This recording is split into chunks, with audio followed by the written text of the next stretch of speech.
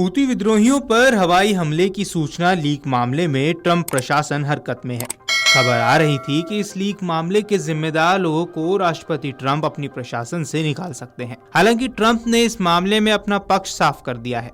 उन्होंने कहा कि फर्जी खबरों के कारण किसी को अपने प्रशासन से नहीं निकाला जाएगा। यमन स्थित हूती विद्रोहियों पर हमले की सूचना लीक होने के मामले में ट्रंप सरकार अब घिरती हुई नजर आ रही है। इसी बीच राष्ट्रपति डोनाल्ड ट्रंप ने हूती विद्रोहियों पर हवाई हमले की सूचना लीक के कारण किसी को भी नौकरी से न निकालने की अपनी प्रतिबद्धता व्यक्त की है। उन्होंने कहा कि वे किसी को भी नौकरी से नहीं निकालेंगे, चाहे मीडिया से कितनी भी गलत खबरें क्यों ना आए। डोनाल्ड ट्रंप ने एक साक्षात्कार में कहा कि सूचना लीक के मामले में मैं फर्जी खबरों और झूठे आरोपों के कारण किसी को भी काम से नहीं हटाता। मैं अपने अधिकारियों पर भरोसे से चलता हूं।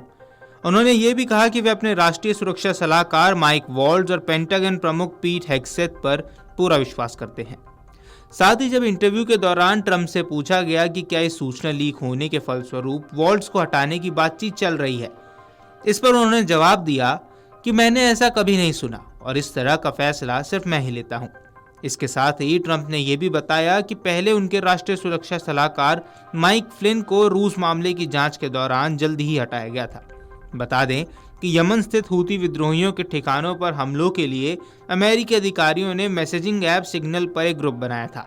वॉल्ट्स ने इस ग्रुप को बनाने के बाद इसमें ट्रंप प्रशासन के 18 शीर्ष अधिकारियों को जोड़ा था।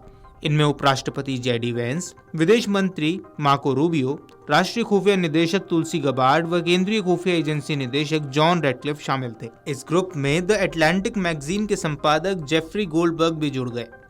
उन्होंने यमन में हूतियों पर हमले की अमेरिकी योजना का पूरा खुलासा कर दिया। इसके बाद डेमोक्रेटिक सांसद मामले की जांच की मांग कर रहे हैं। यमन में जारी अमेरिकी कार्रवाई पर नजर रखने वाले सिग्नल चैट ग्रुप में पत्रकार का गलती से ऐड होना अब तूल पकड़ता जा रहा है।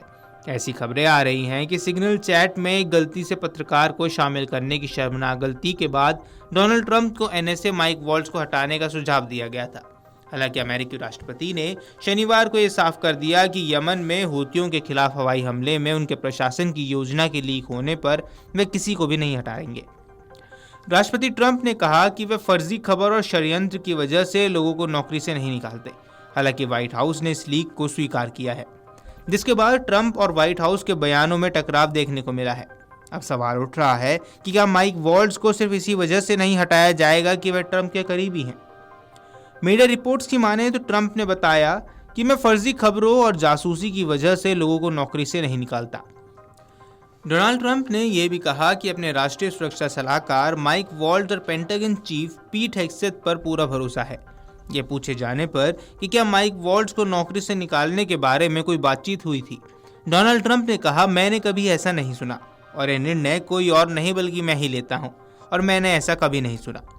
आपको बता दें कि राष्ट्रपति ट्रंप के शीर्ष राष्ट्रीय सुरक्षा अधिकारियों में कथित तौर पर यमन में अमेरिकी हमलों की खुफिया जानकारी को एक ऐसे ग्रुप में शेयर कर दिया जिसमें एक जर्नलिस्ट मौजूद था। गोपनीय माने जाने वाली यह जानकारी ऐसे समय पर सामने आई जब अमेरिका ने यमन में हूती विद्रोहियों के खिलाफ नई जंग छेड़ने का फैसला किया है। द अटलांटिक के एडिटर ने दावा किया है कि ट्रंप के रक्षा सचिव सहित कुछ अधिकारियों ने इस हमले से जुड़ी अहम बातों को ग्रुप में शेयर कर दिया। अमेरिका की राष्ट्रीय सुरक्षा परिषद ने इन जानकारी के पुख्ता होने की पुष्टि की है। इस घटना की जानकारी सामने आने के बाद राष्ट्रपति ट्रंप ने कहा था कि उन्हें इस बात की जानकारी नहीं है। हालांकि बाद में वे इसे लेकर मजाक करते नजर आए। इन मैसेजेस में कई डिटेल शामिल हैं। इनमें यमन में ईरान समर्थित हूती विद्रोहियों पर हमले, टारगेट, हथियारों की तैनाती और हमलों के क्रम जैसे संवेदनशील बातों का जिक्र था। हालांकि अब तक स्पष्ट नहीं है कि यह जानकारी क्लासिफाइड थी या नहीं और ये जानकारी लीक करने वाला कोई बागी आर्मी जवान या दूसरे देश का सीक्रेट एजेंट नहीं बल्कि खुद राष्ट्रपति डोनाल्ड ट्रंप के करीबी लोग हैं। वीडियो डेस्क अमरोजाला.com। अगर आप ये वीडियो YouTube पर देख रहे हैं तो हमारे चैनल को सब्सक्राइब कर बेल आइकन दबाएं और Facebook पर देख रहे हैं तो हमारे पेज को लाइक करें।